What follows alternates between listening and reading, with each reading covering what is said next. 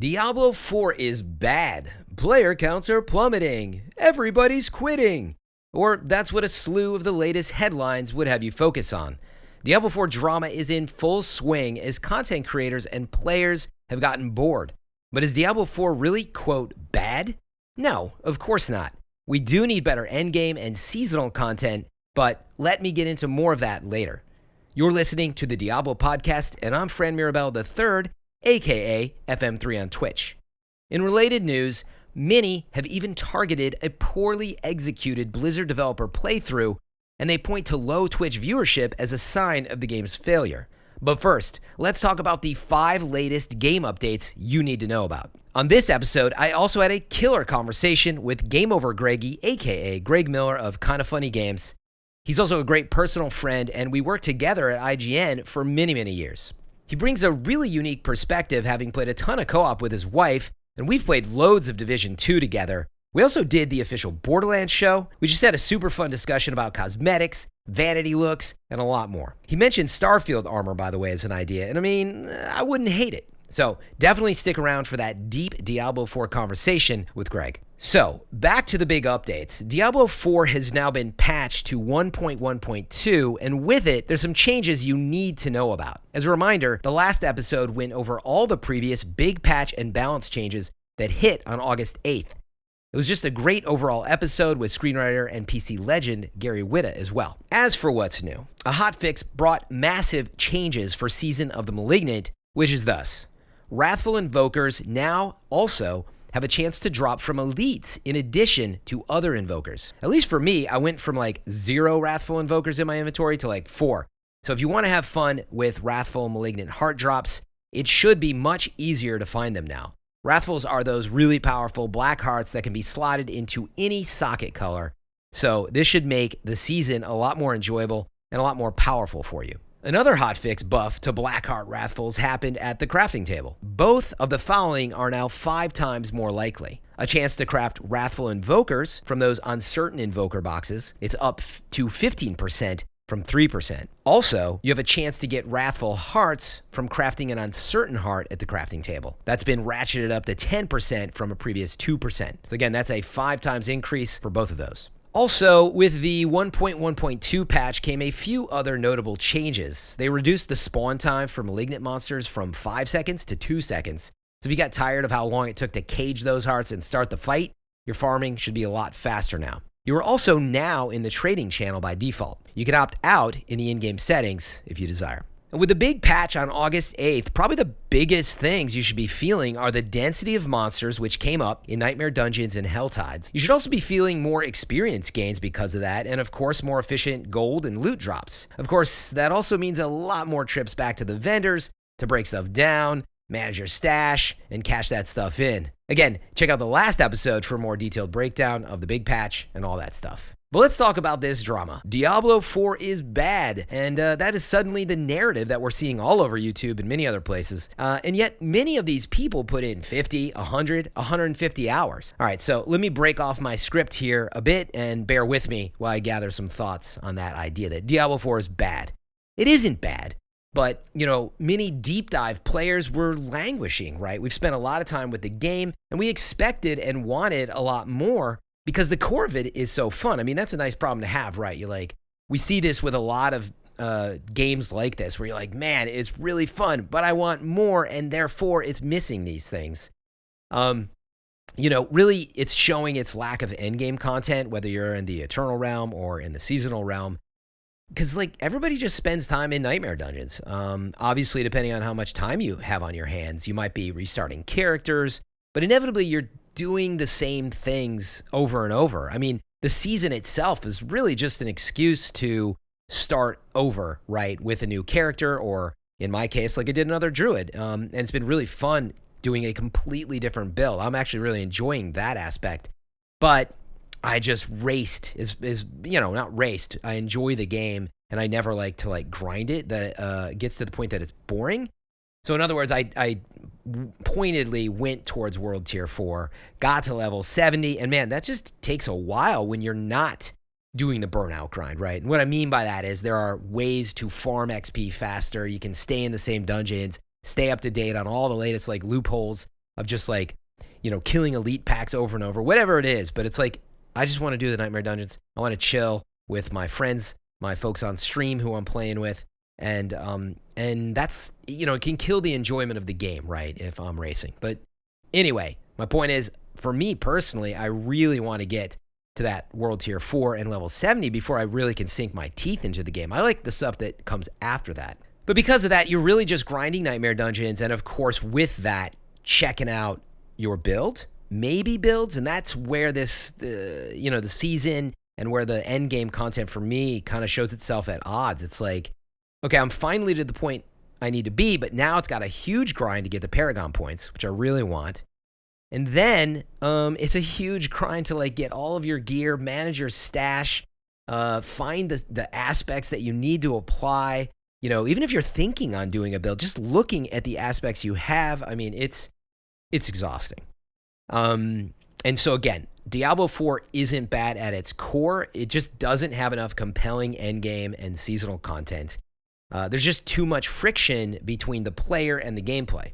I mean, for me personally, and I think a lot of the deep dive players that really get into it. And so that creates all this downtime, right? You're having fun in the Nightmare Dungeon. Actually, I really enjoy it. And then my inventory fills up. And then my stash is full. I can't go through it quickly enough because gear management's a nightmare. You might want to respec, and then you're like, respeccing's kind of like a nightmare if I want to save my current build just in case. And, you get the idea. There's a lot of friction.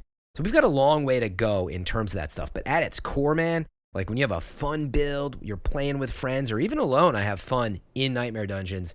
Once I get up into the 70s, the 80s, like watching a build come together and feeling it come together is still like a ton of fun. So they did a great job with the core gameplay. There's a reason why that game scored so well and got so much attention, at the beginning. So when it comes to seasons, at least, my wish would be that in the same way that you can skip the campaign and the story, right, and go straight to the seasonal story if you want and start grinding, I actually want to skip to World Tier 70 and World Tier 4. Before you say, well, then you don't do the capstone dungeon of World Tier 3. You didn't earn it. I mean, come on. So what? I already did. I did do it in the same way that I did Renown, right? So who cares? And if it's optional, then you can grind up. That's your thing. I really like, again, the meatiness of the end game. That's where it's juicy for me. And once you have those Paragon points and I'm swapping the board around, even then you might want to grind gold because the Paragon board's expensive. But like, I don't even have time to do that. Time to like be like, I need this aspect and I want a perfect roll on it. I'm just like trying to get more Paragon points. I'm trying to get my Renown done, and all that's going to burn me out. It already kind of has. I mean, I am still playing it. I'd like to get to level at least like 88, 85, maybe worst case. Right now I'm about like level 76 or something like that. So anyway, it's just a lot of friction, and I would have way more fun in the season if I could just hop to that. And, it would encourage me to, again, do the things in the end game that are really enjoyable. That instead, I feel like I'm kind of burnt out.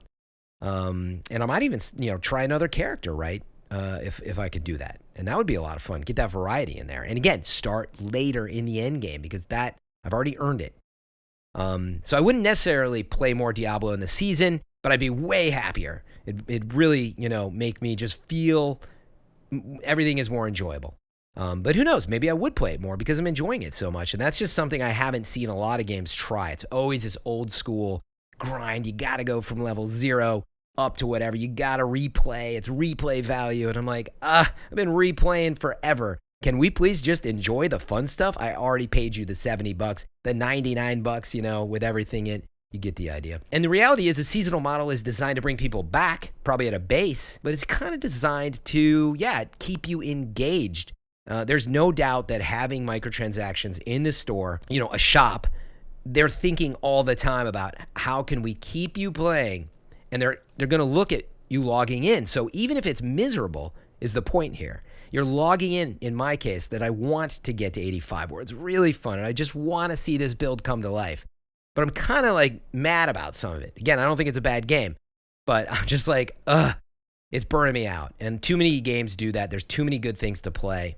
The Diablo devs even said it's cool if you jump in and jump out. Well, I want to do that, but I want to have as much fun as possible the whole time. So don't penalize me, especially if you want me to stick with your game, There's a lot of other really good games to play, and I don't want to feel like, you know what, I'll just wait until next year. So give me the fun stuff. Let's focus on that. I think that would be a really easy thing for now. Just let me have my cake and eat it too. Just give in on that. Worst case scenario, people really enjoyed playing the end game of Season 2. Let's say they do that. And they tried multiple characters and had a bunch of fun, but they tuned out too fast. Oh, what a shame if like their happiness meter went way up, right? Anyway, that's for me. I think with the above, a lot of the reasons that we each have and why we might be getting a little more negative, they vary. That's my story. So let's move on to the next topic. In related drama, PC Games Ends Lauren Bergen published an article highlighting how Diablo 4 viewership has dropped off faster than Overwatch 2 and World of Warcraft Dragonflight, based on some Twitch viewership numbers. Sure, Diablo 4 saw massive numbers at launch on Twitch. It averaged over 200,000 viewers in June alone. And then with the last 30 days, this is recorded in middle August, it averaged about 25,000 viewers. And that's going down still. There's a lot of games out there to play, a lot of competition on top of this, a lot of factors. The reality is, these kinds of articles, they're interesting, but they can be pretty clickbaity. I'm sure I don't even have to tell you that.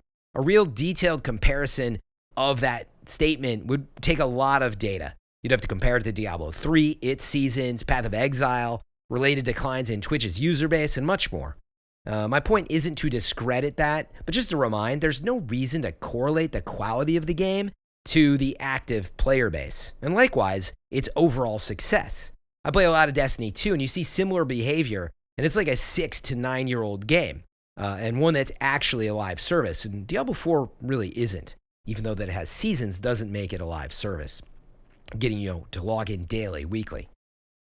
Diablo 4 probably sold, I'd say 5 to 10 million copies, and likely has a pretty big monthly unique player base compared to most games. Fact is, we don't know these numbers since Blizzard hasn't disclosed them. And the game is not on Steam, which tracks concurrent numbers just on that platform.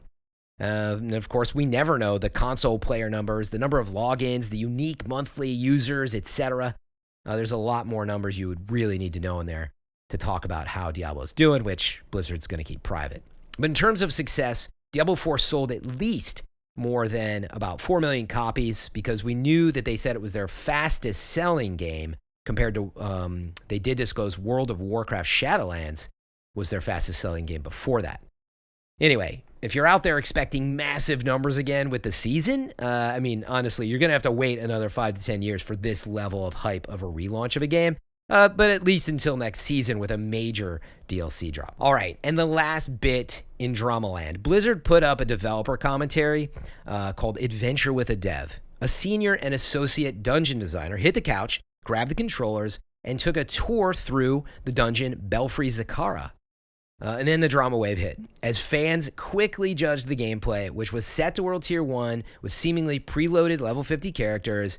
And worse, the devs just sort of mashed basic attacks and vibed out, leaving everybody watching really uncompelling, loose gameplay. All right, again, let me go off script here and just bear with me as I gather some thoughts on this. First, some context. I have produced hundreds of these kinds of videos, actually, with developers themselves, with Blizzard, actually, folks like Bungie, you name it. I was at IGN and I, ran the video team and produced for many years.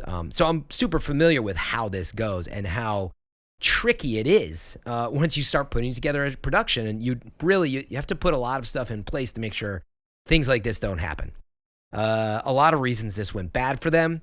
But you can't just loosely sit devs down on a couch and then say, oh, let's crank out a live playthrough, because there's so many pratfalls that could come, along with that. Yes, they should have played better. They absolutely should have played better. But also, somebody on set ahead of time, even really, should have been saying, okay, I need you to come in prepared because you are going to be playing live. Like, let's put it another way, right? You could say, oh man, they should have known better. They should have known the character they were going to play. But they may not have known. They might have just been pulled out of their seats. And ultimately, that's up to, the production. And even before that, before it hits the camera, it should have been discussed what they were going to do in there, what they're going to talk about. All of that stuff, of course, takes a lot longer to produce.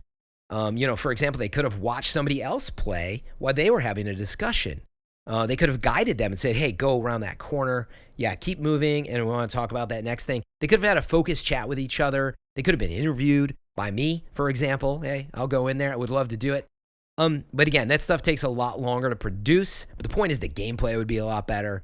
And then that video doesn't distract you from the actual content of what the video is supposed to be. It wasn't about the gameplay. It was about the dungeon, Belfry Zakara, and the detail that went into all those little touches. They actually said it was a super unique, one of the only ones that has some of those tile sets and looks in it, with like this under the sea kind of vibe to it. So again, it was the video and gameplay distracted from it. There's so many things they could have done. They could have also had a God mode version of the game, not dying, unlimited resource. They could have also walked around an empty dungeon, right? And they could have showed you this stuff without distraction. But putting all those maybes aside, it went bad. I haven't reached out to Blizzard for an explanation. I don't know the exacts. Honestly, I don't think I, am big enough for them to be commenting back to me, so I'm not going to bother them. And they know by now. But the responsibilities of these jobs that, the developers had, the senior dungeon designer and the associate dungeon designer, let's actually take a quick look at that.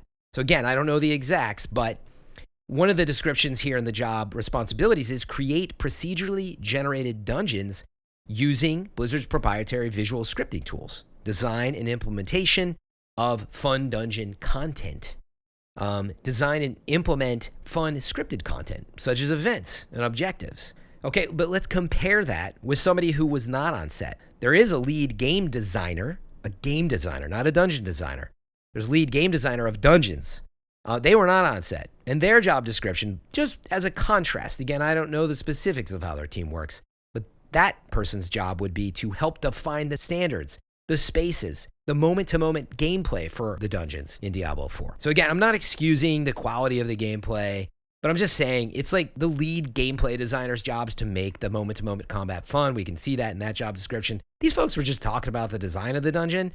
But yeah, like the production went off the rails. It was a bad look. But not everyone in game development is exceedingly amazing at games. And they don't always have time to go deep into the final game. I don't think that we should judge just because someone is designing these fine, minute little details on the corner of a dungeon that because of that, the 300 people that worked on the game, that's why, we have seasonal issues and there's not enough end game content. And there was, the balancing act with the different classes wasn't right. And that's a big jump to make. That's the point. So you can't arbitrarily watch gameplay from those two dungeon designers who are talking about how the dungeon was unique and then try to pile all your frustrations on them about why endgame or seasonal content needs to improve. That's why they have those campfire chats, right? With the directors, the executive producer, and so on. Those are the people you want to talk to. And of course, all the people that worked really closely on those top level, or I should say, ground level details of the gameplay, the combat, etc. The overall flow of the game, So anyway, be better as a community. Again, I agree it's a bad look for them. And, they even turned off comments on that YouTube video, so I'm not surprised. In a perfect world, they would have been experts at the game and we wouldn't have even had to worry about it. But again, stop harassing a few dungeon level designers for a game that, again, scored in the 8s and 9s. It's not like it's a bad game, but we all have higher expectations. We want it to be better. That's a nice problem to have, even if we're going to be waiting. Okay, glad I got all that off of my chest. We're going to jump into the lengthy Diablo conversation with Greg Miller of Kind of Funny. But as a reminder, be sure to take a moment and drop a review on the podcast. Some stars, some thumbs up, wherever you are. Let me know what you liked. Leave comments. Let me know what you didn't like. You know the drill. I'm sure you've done this before. Whatever I got to do to pry a little feedback out of you, I'll do it. All right, let's jump into the conversation. Welcome in to another conversation here on the Diablo Podcast with Greg Miller, GameOverGreggy himself. What's up, man? Not much, Fran. How are you? I'm doing great. I really appreciate you taking time. It's maybe a little bit funny that we get to talk about Diablo finally together, but we haven't played yet. Have not played. Well, I'm always on with Jen, and then we always know how crazy you My are hours into are. it, how deeply into it you are. So it's like, I don't want to slow you down. Yeah, exactly. No, not at all. With us this week, right? What's that? You're streaming Diablo with Kinda Funny this week, right? Aren't we doing that tomorrow? Yes, we are due to do that tomorrow. So no idea when this is posting, so whatever. But yeah, no, it's fine. I mean, we're live now on Twitch, so that's always a reminder for those listening to the conversation. We do these live on Twitch, and then they show up in the podcast, possibly this week or later. So yes, you segued perfectly. That's what I do. Greg has been playing Diablo 4 in a really interesting way, couch co-op. Is that right? Correct. Yeah. Okay, so we're going to get into that, but after, I got a couple things to set up and some questions. First, just a little history for those who don't know Greg Miller. I mean, we worked at IGN together for a very long time. Now he runs, owns, and operates Kinda Funny Games. If you haven't checked them out, please do.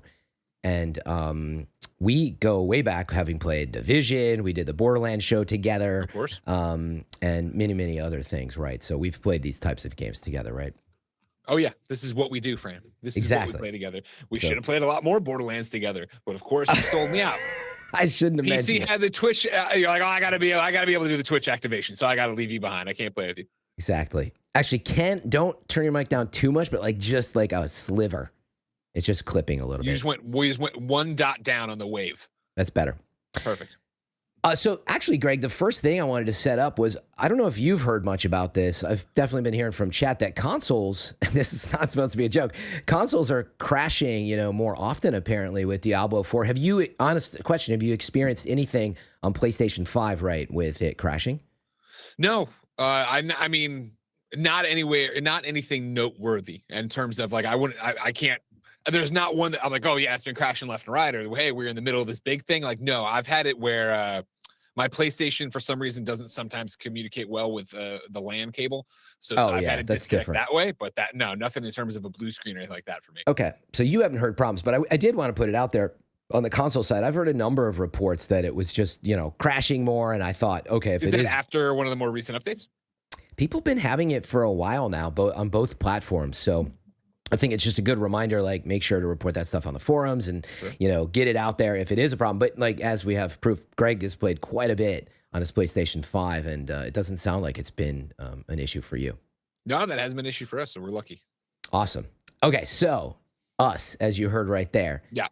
Greg and his lovely wife have been couch co-oping Diablo 4, right? Tell me all about how that works. You're playing like what, split screen or like two TVs to get, like, explain this to me. No, yeah, we're playing just one couch co-op. So early on, I had talked to her about like, do you want me to bust? I had the Xbox ready to go. I had the PC version of it already installed. I was like, we can do it. She's like, no, let's just sit on the couch and play on the PlayStation.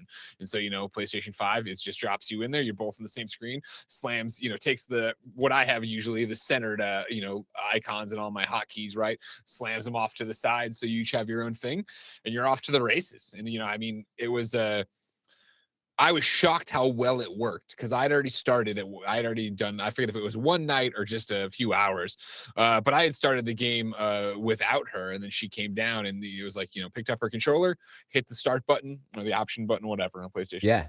And you hit create a character and just whipped up a character there, and then we were off. She was right into the game with me, and we were playing. And it performs fine. Yeah, performs great. I think there was a little not trickery, but we had to figure some things out in the way that a few early on, like I'm very obsessed with Diablo to the point of like Jen is obsessed with it, but only plays with me, whereas like when we put our son down for a nap or Jen goes to pottery or she goes to bed, I'll usually go play more Diablo. So what we were having was that, me pulling away from her in power level and in leveling. And obviously when you play online with each other, that's no problem, right? The game's smart. It levels it out. It balances out. So everybody's seeing what makes sense to them. It can't do that in you guys sharing the game. So what was happening is if she joined my game, she would be seeing characters that were my level. So what we had to do is have her start the game, then me join her game rather than me start on my profile and her join on my profile. Gotcha. But yeah, tell me a little bit about, I mean, obviously it's your wife, so there's even more emotion involved in it. But like, why not just play on two different screens? Like, what makes this unique and special? Fran, when you have an 80-inch OLED basement, you're not going to put somebody over there on the dinky monitor upstairs on the small TV above the fireplace we use for cartoons. All right. It's the dream, right? Of, I think, being able to cuddle up on the couch and enjoy something together, whether that be a movie or you individually reading, or in this case, us playing a game together. And so it was that idea of like, especially now more than ever, having our son, Ben, he's coming up on 2 years this October, and like, it's a full-time job being a parent, right? And so when we do get those moments to be husband and wife and not have to worry so much about being mom and dad, it became kind of like a nightly ritual, right? Of like, all right, cool, like he's down, the dishes are done, let's get a glass of wine, or let's just go to the basement, you grab the dog, I'll grab the waters, and we go down there and cuddle up on the couch and get under the blankets and just go through and kill a million demons and go through at a power level. And every time we level up, we sing a little song and have just a blast doing that. Like it, has been the retreat. It has been sanctuary in a lot of different ways for us. Wow, look at this guy, just so poetic. You're throwing the buzzwords in there. Rod Ferguson's over here with a gun. He's like, say it, make more sanctuary into it. That's right. We got a legend here, man. Yeah, honestly, that's so just, it really is wholesome. Are there other games that you were doing couch co-op with before this? Here and there we've touched on other things, and the closest example, which wasn't couch co-op in the true sense, was Monster Hunter World. Monster Hunter World, Jen and I were both equally obsessed with, but that was 2 TVs in the living room. Run through, grind out your thing. I want to say she touched Borderlands a little bit with me, but it didn't click the way previous ones had for her, even though it stuck for me. And so this is the rare occasion that we're both in there. Jen.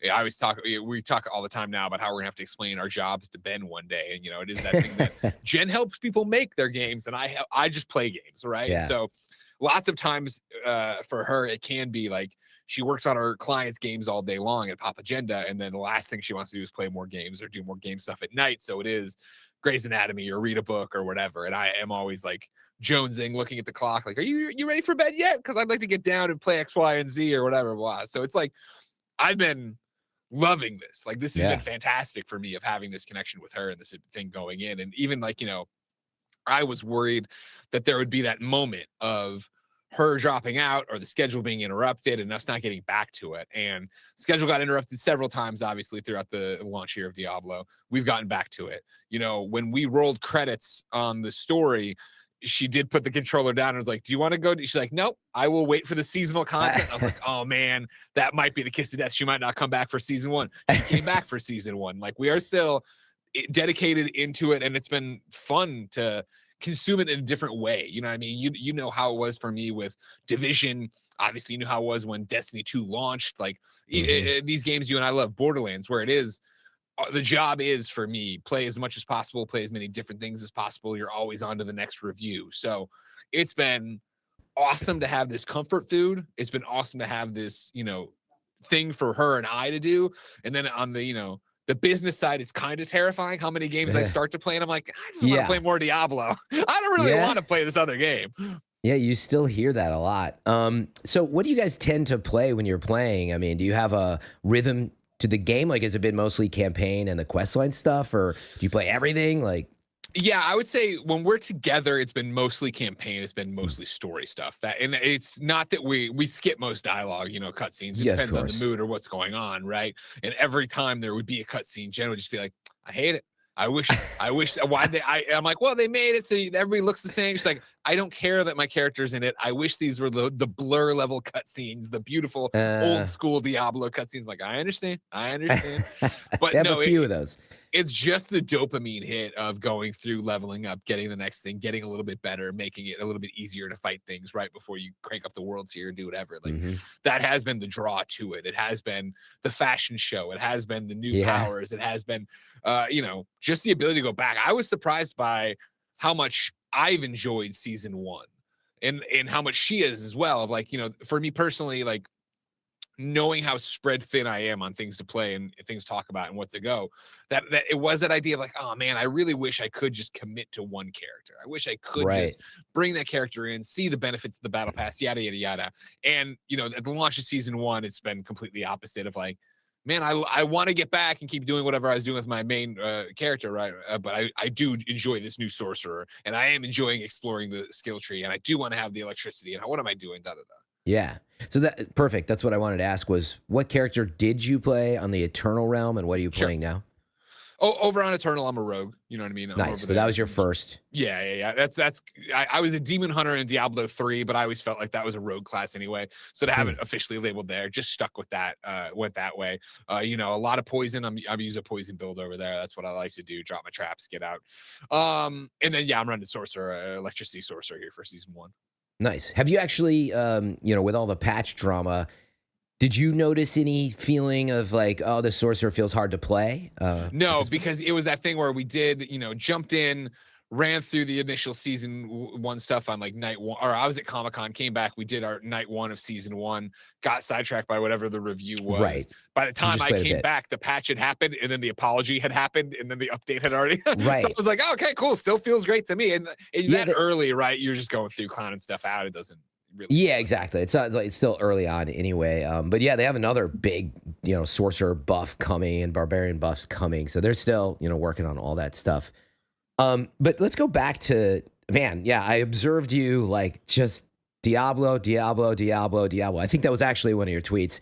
Yeah. It was a worm in your brain going back to like the beta and launch. Like what was it about the Diablo gameplay that got you? Because I've watched you play a lot of these types of games, and sure. Sometimes it's just exploring the world, and other times it's this other stuff. So yeah, what got you on this one? I think Diablo just does such a great job, Diablo 4 in particular, of being a smorgasbord of content. Like, what do you want to do? What do you want the objective of the day to be? And, for as much as I've played, as much as Jen and I have played, like, again, I'm still balancing it, right, with the other things I'm doing for my job, which is, of course, reviewing games and playing things and having everything to say. So I'm not like, I wish I had a platinum in it. I wish I had a level 100 hardcore character. Like, all that's so far off down the line for me. So it is that thing of like, I still haven't, even though I started season 1 and I know this is blasphemy, I still haven't unlocked all the altars of Lilith, right? Like it's a grind, dude. I have one section left. So I'm like 28 short right now.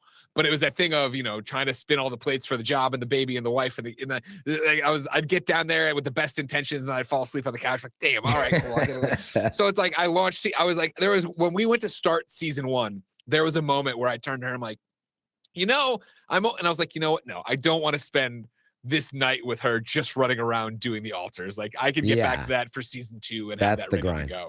So there's like that for it. But then obviously, yeah, there's the bigger stuff. I think the stream we're doing tomorrow, me and Joey have been talking about ready to progress to the next world tier, right? And so we need some people in there to do that with us. So we want you to be a part of that. And there's that level of it can be challenging. It can be brain dead. I feel especially right now, how hard I'm running for the job, how hard I'm running being a dad, like just in general exhaustion. I just like getting down there and being like, cool, I know what I'm about to do for the next 3 hours. Like you know what I mean? Like I can play something on the Spotify. I can just chill out and kill these things and get a little bit stronger and get the XP and do the thing. Like the amount of times I've sat down in front of the TV and I'm like, I got to play Final Fantasy 16. Yeah. I know that I have to put real hours into Final Fantasy 16, but I'm just tired enough that I don't want to watch a cutscene. Like, I feel like the balance would be off and I would lose interest. And then there's nothing worse. You know the job. There's nothing worse than forcing yourself to play something great when you're not in the mood and then have it affect your opinion of it. And I don't want to do that. Whereas Diablo is like, let's just get out there and let's go grind a battle pass level. Let's knock off these things. Let's find an altar. Let's do one of the dungeons I still haven't done. Let's get the fog of war removed. There's like so many big and small objectives to go chase. Or what I love doing is jumping on and like there's like a dozen of them now, obviously, but like we have the original Kind of Funny guild, right? So you just drop on, see who's online, shoot them an invite. And then I know that that's a big deal for people to come play with me, even though they're way more experienced in the game or whatever, but there's happy to they love the help. Greg. Yeah. Yeah, I saw KFBF, which is the clan, Kind of Funny Best Friends. I saw one in my server last night. I was like, they're everywhere. That's great to see. So yeah, let's chat a little bit about the fashion that you mentioned. I made a quick note of this. Yeah, you do often. I remember in Division, you got quite into getting outfits and all this. Oh yeah, Gary Whitta, who you know on your show, XCast. He talked down about the fashion. He's like, what's the point? He's like, you can't freaking see it. He went off on one of his rants. Yeah. How do you feel about the fashion and collecting? It's still one of my like driving things. Like I still, I break everything down just to make sure I have everything in the closet. Cause I do that thing where, I play hours, and then like, you know, it goes to the load screen and I see my character and I'm like, oh man, I've been in that for a while. Or the, you know, the red of my whatever outfit, my cape. I'm like, nah, let's go to purple. Let's do this. Like, I love getting in there and tweaking and trying to find the best, coolest outfit and stuff like that. Like, I'm all about that. So that was my thing with like the battle pass. When I saw the cool stuff, I even saw you rocking the red tunic last night when you were about to go grind. I was like, yeah, Fran, get it. Yes. You know what I mean? Like the casuals. Like, I mean, Gary says you don't see it. Again, he's probably doesn't have an 80-inch television in his basement. Like, I see my character, all right. I see who I am up there. And I love tweaking it. Yeah, I mean, I think one of my weird, and I know this is so not how everybody else probably feels about it. I wish there was more outfits on the store. I go to the store all the time, and I'm always like, especially for rogues. I'm like, oh man, a lot of this stuff is ugly. I haven't bought anything from the store, but I pop in there to see if there's something cool. Like, I'm excited for them to really get experimental with that and really do some fun stuff to go get it. Because like, I look at it, I'm like, no, I'm fine. And weapon skins don't do it for me. It is very much the outfit I want to have. Yeah. You hit on a really interesting point there, which is, and going into games like this, now they're trying to balance, right, what they put in the store, what's in the game. People always like to complain about like, they got a store. But like, for me, it comes down to how am I feeling about what I can get from the game versus what I can buy? Does it seem fair? Do I feel compelled, you know, to grind? So yeah, do you feel that there's enough wardrobe in the game? Or do you feel like, man, all the cool stuff is in the store? Ooh, do you feel like they're baiting you into the store with all the good stuff, or there's enough in the game? I am shocked that I have not felt baited into the store, because I thought that's what it would be. I'm like, okay, cool. You won't get as much good stuff. And I mean, again, like, I don't have the most discerning eye for fashion. So it's like, I'm picking stuff up. And then again, it's hours later that I go in there and I see all these new gloves, all these new boots, all these new, you know, tunics or whatever. I'm going in there and finding stuff to go, oh, cool, I want to put that, I want to do this, blah, blah, blah. Again, I wish they were baiting me to the store to a degree. Right. I've been there and I'm like, rogue stuff's ugly. And then now that I'm running a sorcerer, I'm like, damn, sorcerer stuff in the store actually looks pretty good, but I'm still finding such good sorcerer stuff that I haven't felt the need to go off and buy sorcerer stuff, because I think the stuff I'm finding is cool. So it's been pretty decent, it sounds like. Yeah. Yeah, overall, I feel it's pretty good. I had done a couple comparisons early on, but I feel like, yeah, there's some cooler level stuff in the store, but I don't find myself looking a lot. Now, yeah, maybe you hit on it right, which is like there's almost like not enough. It feels like it's been there a while. They've cycled in a few things, but it's not like, you know, when you look at Fortnite at this point, obviously many years old, you're like, holy crap, I want all of this, you know? Yeah, so. And again, that's my hope. It's so funny to see people, you know, and I shouldn't say I was going to say bag on it, but I understand having criticisms of it. I do think some are overblown sometimes overall of Diablo or any game that launches, right? And it still is. It's like it's been a month. Like, you know what I mean? Like I'm excited to see at season 3, 4 what my wardrobe looks like, what the store is doing, what they're making, you know, what kind of horse stuff they have out there, because. Yeah, I'm happy with what I have, but I would be excited to spend it on cool stuff or to, you know, unlock cool stuff or really strive for something. Yeah, that makes sense. If I was to, you know, just transport you to another world, you wake up, you're working at Blizzard HQ, you walk in, Rod Ferguson greets you, and he's like, all right, man, you've been doing a great job as our lead outfits and cosmetics, you know, designer. What would you want to do with Diablo 4? Have they done from character creation to outfits? Like, does it work the way you'd want? I mean, you played games like Division, you're picking up all these little things, and like, yeah, was there anything you would do in Diablo 4 to make it more awesome from that side of things? From just cosmetics? Well, cosmetics, character creation, all of that goes together. The collection of that stuff. Does anything stand out as you're like, you know, I feel like this is missing? Or character creation, I feel satiated by. Like you know, for me personally, I feel like there's that fine line between giving you enough that you make anything you go, man, that looks like who I'm trying to make, and then giving you too much control where it becomes uncanny valley, and you're like, oh my god, like you know. Jen and I season 1 characters. I'm Lucy James from GameSpot. She's Timur Hussein from GameSpot, right? And it's that thing where it's like they look enough like their character that you go, oh my God, yeah, that's Tam, that's Lucy, right? Whereas if it was to go all the way through and do a face man, like where you're doing all the adjustments like that kind of, I never like that stuff. You don't want that. It gets too crazy.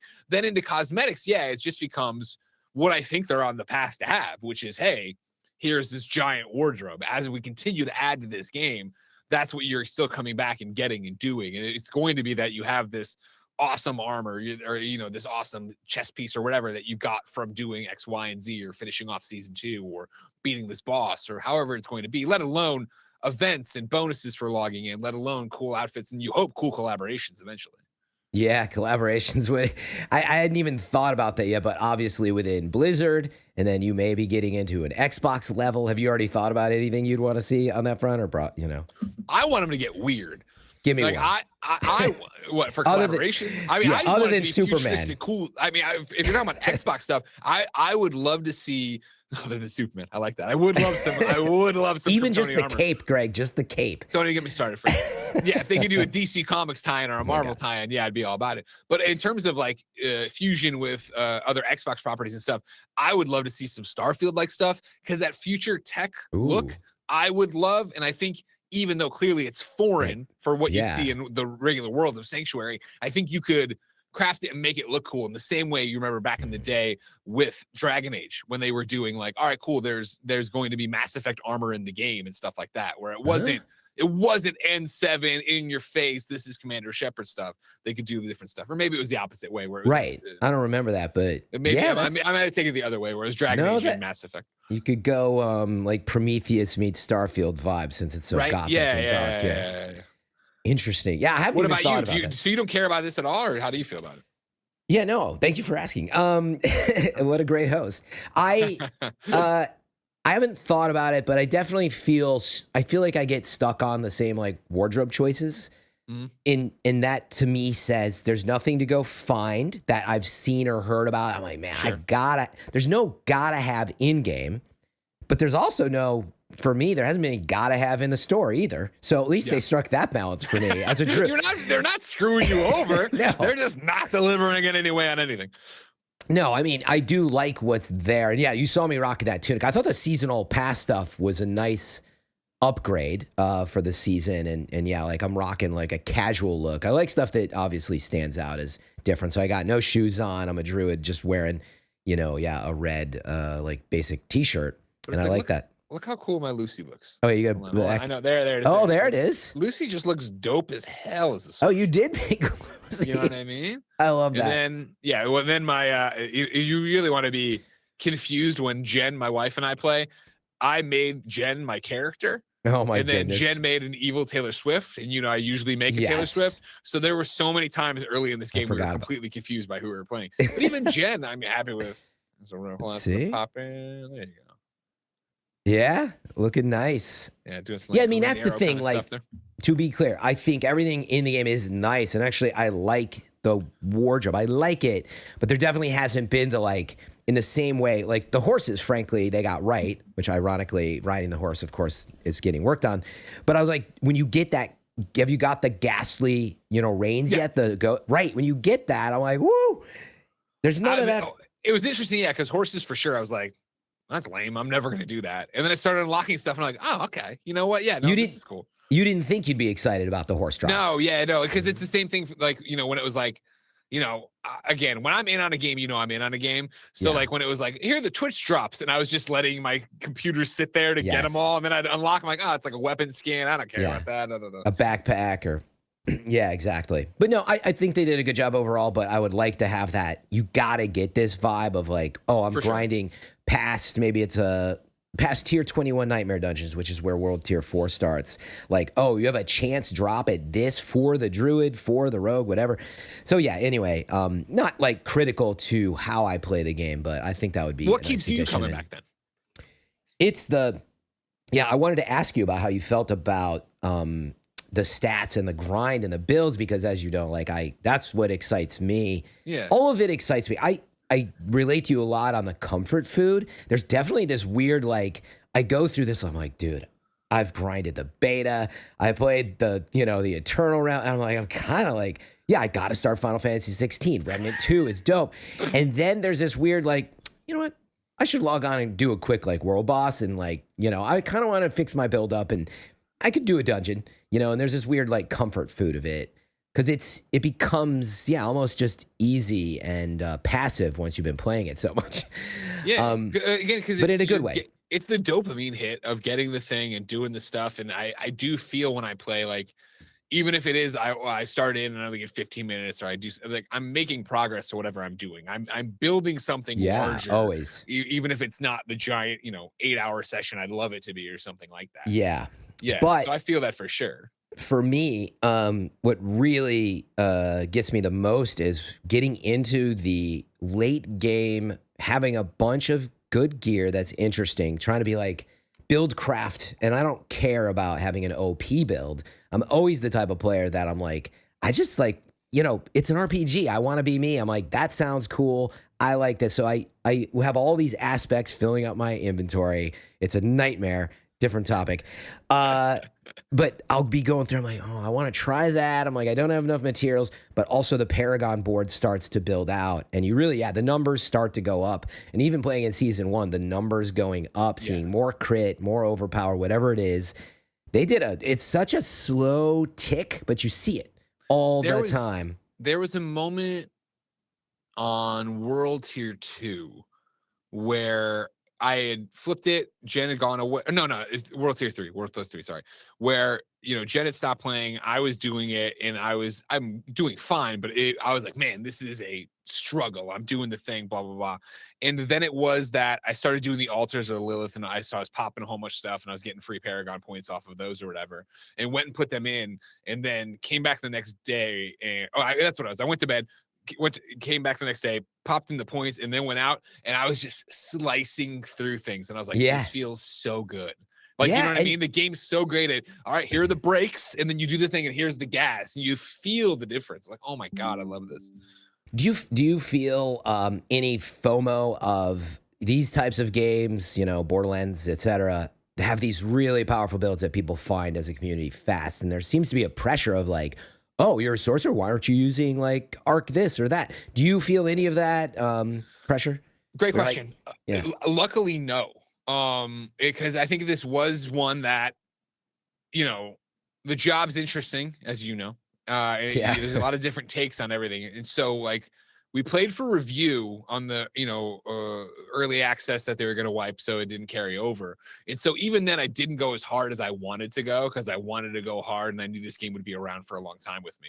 Yeah. Then jumping in and having Jen be there with me the entire time, and that being our thing, it really was like, cool.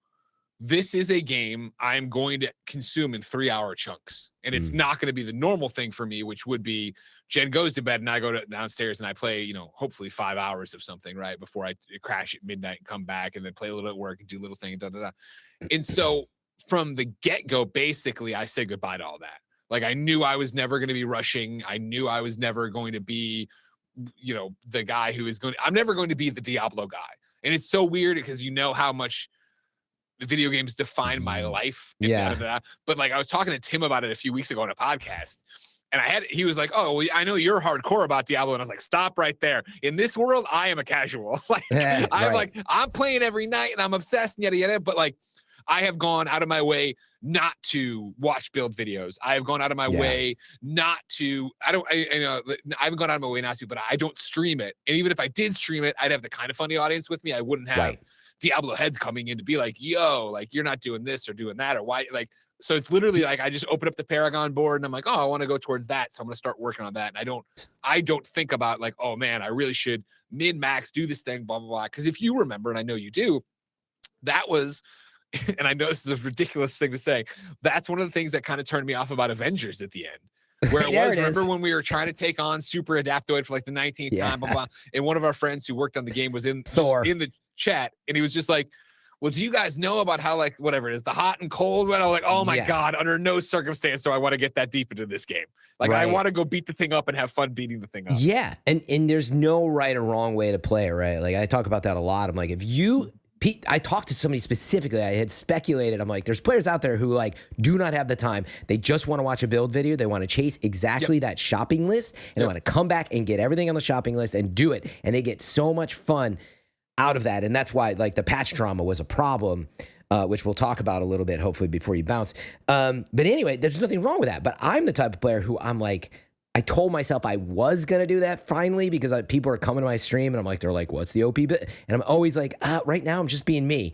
And I'm still doing it. I can't change the way that I love games, and I refuse to do it. And you shouldn't, right? And that's the thing. And that's what's crazy and awesome about Diablo is you can tackle it however you want it to be. Like, I love the Pure Diablo podcast. I listen to that. Oh, nice. I love those guys over there, and they are so into it on another level. And I love that. I like hearing their conversations and stuff, but it's like, the patch stuff, I love hearing the drama about because, again, the way I'm consuming and playing this game, that won't matter. If it ever matters to me, that wouldn't matter for another like 40 hours probably when I get that high and get that crazy. So let's talk about the internet and patch drama. But before, I just wanted the clarity on, do you not chase these OP builds because you're worried about, you almost sounded worried about the time and the addiction level, or is it because you're like, no, I just like to play it this way? It's a bit of both. Okay, I thought I heard it. Yeah. I like to play it this way, and I do feel that if I went after and then it would be one of those of like, I've done that in so many games where I get to that point where it's like, well, now I'm in endgame, and all there is to chase this thing, to do the thing, to be the most powerful. And it's like, that inevitably leads to burnout. I remember Freedom Wars, Fran. Oh, Freedom Wars on Vita, when I wanted so bad to have the best whatever, and I was good. And it was like, I remember Googling it and writing it down, and it was like, 1 out of 22 times the monster would drop the one thing I needed, and I needed 5 of those. And I started doing the stats, and I'm like, no, I got to stop playing this game. Like, I'm not doing that. Yeah, basically what I'm hearing, Diablo's like this menu of, soft to hardcore drugs, and you're like, you don't want to go too deep and fast. Listen, if it grows in the ground, it's okay. I'm not doing anything synthetic over here. Exactly. So, patch drama, Greg, you've witnessed for decades now, internet drama around games. But yeah, they patched Diablo 4 for the season, and they just wanted to bring power down to balance, things out. So they brought down like vulnerable. They're like, it's way too powerful. They brought down critical. They nerfed your sorcerer, and a lot of just, we brought this down. And people flipped out. They started bombing the review score. So like, how do you feel about, should they have done it? And secondly, of course, how do you feel about how the community reacts? Well, should they have done it? We'll start there. My knee-jerk reaction as somebody who didn't even follow it that closely, like I said, since it's not really affecting me, but I saw it, obviously, and I still follow his tweets and I still listen to his podcast. Like, Blizzard should do, and the developers should do whatever they think is right for the game. They just need to be able to back it up when the community has a respectful, hey, what the hell are you doing kind of thing, rather than flipping out. And so I think what I love about Diablo 4 is the promise that it's going to go on for years and years and years and years. And so it's so hard when there's these flare-ups to really stop and think about how momentary that is. Yes, it's affecting you right now. Yes, it's changed your sorcerer build right now. In 2 years, are you going to remember this thing that they did that they're also listening to and open to changing and opening to building this with you? Like, no, you shouldn't. So far, and you can correct me if I'm wrong, so far from what I've seen, very much on the sidelines and tangentially, Blizzard seems very much like, yo, we're trying to build this with you. We're trying to do the right. Oh, you didn't like that? Well, here's why, or here's why we'll change it back, or here's where, like, they're communicating, which is all you can ask for in these kind of games. Because again, as you and me being Avenger bros, we know what it's like when they don't communicate, when they don't talk to you, and when it is broken for no reason. Like, this is a game I have full faith that I'm going to be playing in 3 years, and I think it's going to be even better. But you have to make those steps and those changes as you go, and sometimes it'll be right and sometimes it'll be wrong. But, and this is you and me speaking as somebody who, interview developers and go to E3 and do studio tours. Like, these are human beings making this, and at no point are they saying we want to make it worse for the player. They want to make it better. Sometimes it isn't going to be right, sometimes it's not going to land, but they're going to communicate and they're going to walk it back or do whatever they need to make it right. Yep. Yeah, it becomes a can't-win situation. I think Blizzard already just admitted, they were like, yeah, we should have communicated ahead of the patch more clearly, got a little bit of time for feedback with you. And they admitted a lot of this in their campfire chat. Obviously, we're like, yeah, we just threw it out there. And I think, in a way, it's sort of like mom and dad made a choice without talking to the family. And you built this family now. And so it's a very tough situation if you don't talk to them first. 100%. 100%. So they're doing that now. But yeah, like I am always a bit, I mean, there's no changing it, but the extreme side of like the Reddits and the review bombers and all, like it's really the worst part about gaming culture for me all the time of like, it's never, I guess I'm an optimist. I'm like, aren't we over this behavior of like, it's only 5,000 people probably out of 10 million that bought it, but they're like review bombing. And again, like you said, these are real people, man. Like grow up. I hate this culture, but there's no changing it. And it's also like, such a ridiculous move of as if anybody cares that you're going to review bomb it. Like, you're wasting your time. You're getting mad about something that, like, again, to your point, they're there for it. And I think, in your chat right now on twitch.tv/FM3 _ right? That underscore. There's this conversation from pieces of my art that say they look so beat up about it during the first chat. And of course, right? Like that sucks for them that they're trying to do this. There's so many things happening. They just launched this season. They're making plans. They got expansions, and like now they're like, oh, okay, well we screwed this up. We're sorry. We didn't mean to. And so your second part of the question was like, how the internet reacts to this kind of stuff. Man, those people, come on, go to hell. Like again, it's, how long have we been doing this? And you see that it doesn't matter. And it didn't break the game either. What's so rough about it, right, is that it seems like it got the reaction they wanted, right? What changed things, right, was people voicing it respectfully, going through the forums, going to Twitter, going into the chat on the dev fireside chats and being like, yo, this is why we didn't like it, X, Y, and Z. It wasn't, I'm going to go in and bomb this game. Blizzard doesn't care. You know how well this game is sold. Nobody cares about you review bombing this game after it's already been out. Yeah, exactly. Like, and it's not going to change anybody's opinion on how much of a success this game has been. Yep. Yeah, I mean, I think you nailed it in that maybe they don't care that much. I mean, they do because it beats them up and it has some effect. But ultimately, meaning they're really only going to listen to you don't get through to them by throwing that tantrum. Of course. You achieve nothing. But the people who do come through with the constructive side, the people that said, hey, this is what I don't like about the sorcerer that feels unfair, specifically in an objective way, they're like, that's a really good point. We're going to add that in. So whatever. I mean, we can't change those folks, but that's a great way to put it. So I know you got to bounce soon. I think I want to end on this, if you can, one last question here. Yes, of course. Seasonal model. Okay. I've been ranting about this a lot. So you got to start a new character. You have to start over. That's something new to me. I never played Diablo 3 seasons. Sure. A lot of people say, well, that's how it used to work. And I say, I don't care how it used to work. That's not particularly fun for me. I already am going to skip the campaign because I played it. That's the first sign that I don't want to replay something. I already got a lot of that renown track stuff. It's kind of a, even though some copied, I'm like, I don't want to really do that again. And I also don't like going in, even with a new class. I am playing the Druid for the second time, and people quickly point like, oh, that's why it's not fun. Diablo 4 is fun for me, but that grind to level 60, 70, the fun for me is in the Paragon board and the deep side, and it's such a grind to get all these aspects and do the build. I could already spend 100 hours a season playing one character, if not multiple. So my pitch was like, I would love a skip to level 60 or 70. Just get past that first part. It's all redundant to me, and I want to have that end game fun. But that's me. How do you feel about starting the character over, the seasonal model going forward? You got 3 seasons coming up, and then, of course, the Malignant Hearts is part of it. Lots of stuff there to discuss. I know. A lot. And if you got to bounce, like just... No, I'm fine. Yeah. First and foremost is like, I would expect not them to walk it back, but give some kind of option like you're talking about in the future. I think that there was enough of an outcry from people like, whoa, this is a weird system. And this is how it's always been. Yes, I get that. I can also point you to the news articles about Diablo 4 being the best-selling Diablo of all time. And then you talk about the amount of new people you've ushered in. And so how do I feel about it? I'm torn. Like, I love having more reasons to play. I love the idea of, I have been committed to one character, so let's make a new one that I've watched Mike Sorcerer, and I thought that was cool. Let's do something. Let's roll something new. And of course, Diablo is about the grind, and it is about the unlocks. And again, it was fun to roll these new characters and be popping a level every 5-10 minutes again. And like, oh yeah, remember, oh hey, get new points and doing the whole thing rather than the grind for Paragon points has been.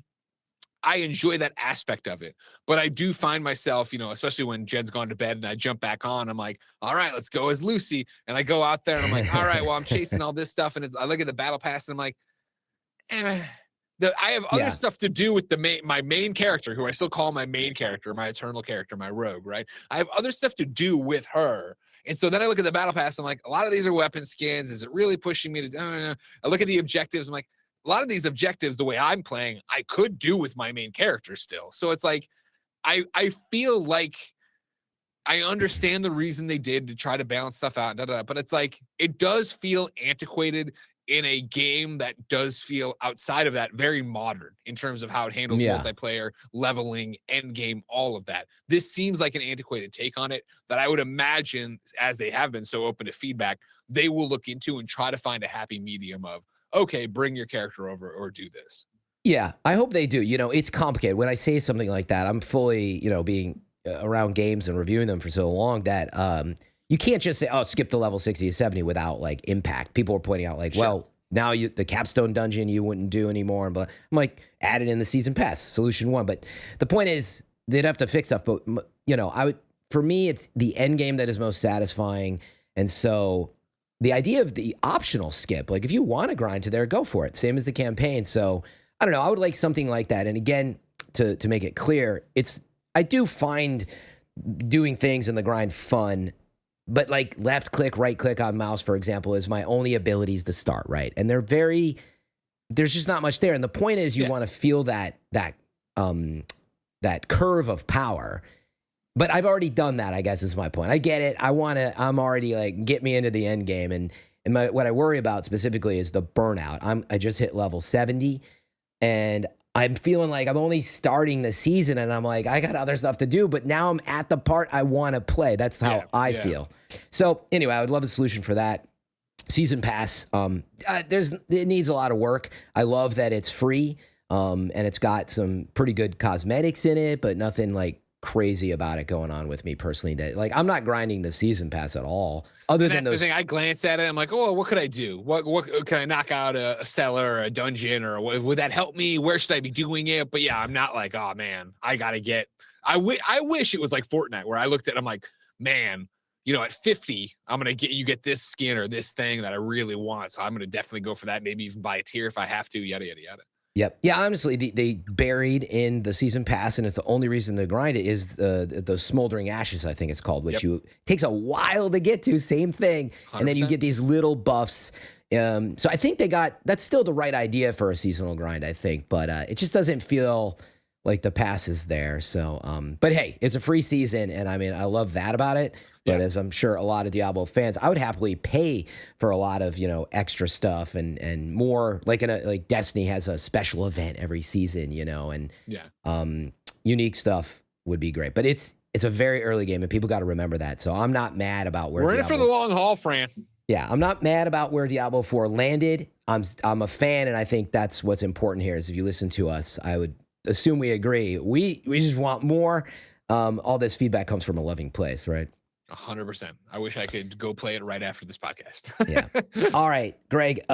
In the rare chance that people don't know where to find GameOverGreggy, and as you outro, do the usual socials and all that.